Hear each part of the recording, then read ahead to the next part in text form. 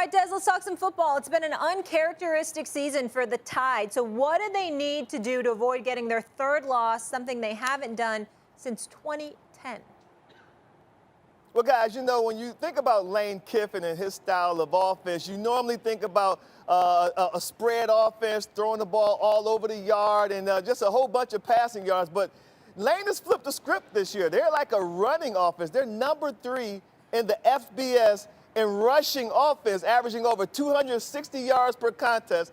They have 2 of the top 5 rushers in the SEC, and Quinshawn Junkins and Zach Evans. And Jackson Dart, the quarterback, he's running the ball too. So I think that Alabama, their rush defense is going to have to come to play, and they're going to be they're going to be on notice because Lane Kiffin and Ole Miss, they've seen how not only running backs but quarterbacks, how effective they've been running the ball against this Alabama defense too. So you know they're going to try to run the ball left, right, zone read, a whole plethora of different running schemes to attack Alabama's defense. Couple of things I want to bring up before I get to my question. Number one, my childhood buddy, Mark McKnight, lives in Austin, Texas. He brags about the city all the time. My brother, I'll see you soon. Love you, bro. As for you, Des, I was jealous about the suit. I came to Jackson State. I loved it. I had a beautiful time with the college football game day crew, but your suit was on point. I mean, the drip game. It's something special. It's something special. I give it to you. Now, let me get to this question. Let me get to this thing about Alabama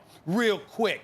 Paul Feinbaum, that Benedict Arnold, turning against the South, okay? That's what he's doing, all right? He's sitting up there talking about Alabama's best days are over. Now, obviously, this season at number 9, they don't look like they're going to be in the college football playoffs, and deservedly so, because I don't like their receivers. I'm not happy. I'm not happy with their receivers at all, and I'm not happy with how their defense has been in spots. How do you feel about Alabama's future based on what you see percolating throughout the SEC right now? You know, Stephen, I'm glad you brought that up. And you know Nick Saban like I know. I've known Nick Saban since I was in high school. When I was in Cleveland, Ohio, he was actually on the staff at Michigan State up in East Lansing. And Nick Saban used to drive from East Lansing to Cleveland to recruit me. So I've known him for a long time. He didn't just wake up and forget how to coach. People look at these L's, these losses that they've taken.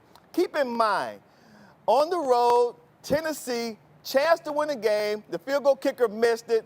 And then obviously Tennessee's field goal kicker made there. But you're looking at a team that when they play, they're getting the best out of their opponents. So it took Tennessee's A-plus game to win that game.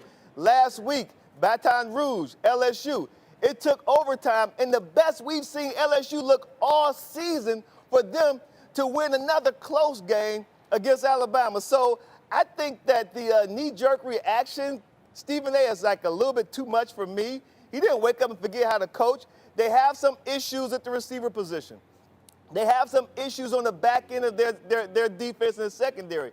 But those things, I think, you know, are something that he's had to deal with this year. It's not something that's going to linger and go on, you know, for next year and the following year.